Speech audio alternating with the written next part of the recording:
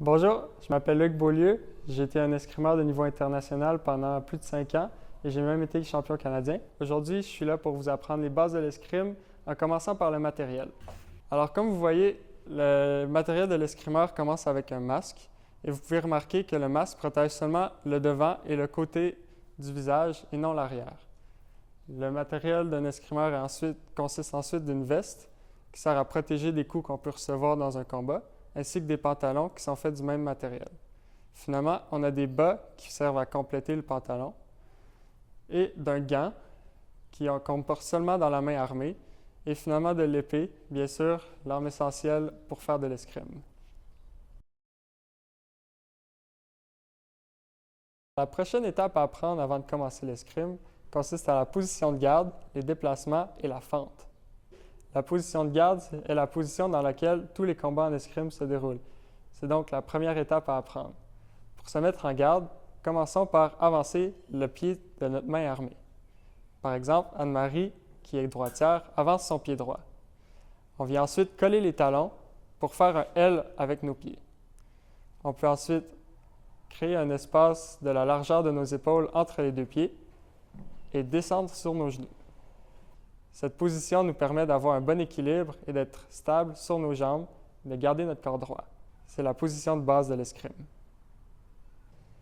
À partir de la position de garde, on se déplace avec ce qu'on appelle une marche lorsqu'on va vers l'avant et une retraite lorsqu'on va vers l'arrière. Pour faire la marche, on commence par avancer le pied avant, puis on ramène le pied arrière pour revenir à notre position initiation de garde. Pour faire la retraite, on recule le pied arrière et on ramène le pied avant pour revenir encore une fois à notre position de garde. Notez que les talons ne se touchent jamais.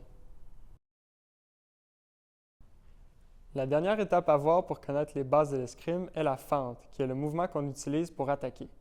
Afin de faire une fente, on commence par allonger le bras. On va ensuite pousser dans la jambe arrière pour propulser notre jambe avant vers l'avant. Notez que le dos reste droit, la jambe arrière est bien tendue et le genou avant ne dépasse pas la pointe des orteils.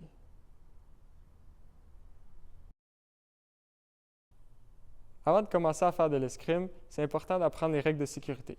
Et la règle de sécurité numéro 1, c'est de ne jamais faire volontairement mal à son adversaire. C'est bien un sport de combat, mais on respecte son adversaire et on est là pour avoir du plaisir.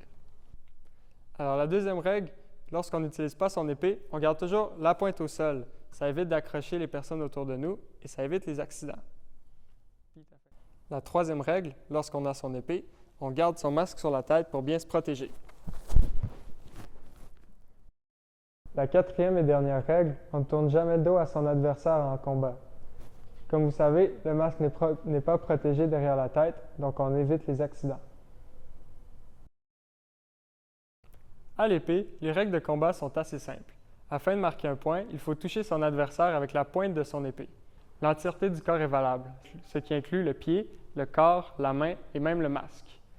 Le premier à toucher son adversaire marque le point. Si les deux se touchent en même temps, les deux marquent un point. Lorsqu'on a réussi à toucher son adversaire, on se replace à sa position de départ, on se met en garde et on est prêt pour un autre point.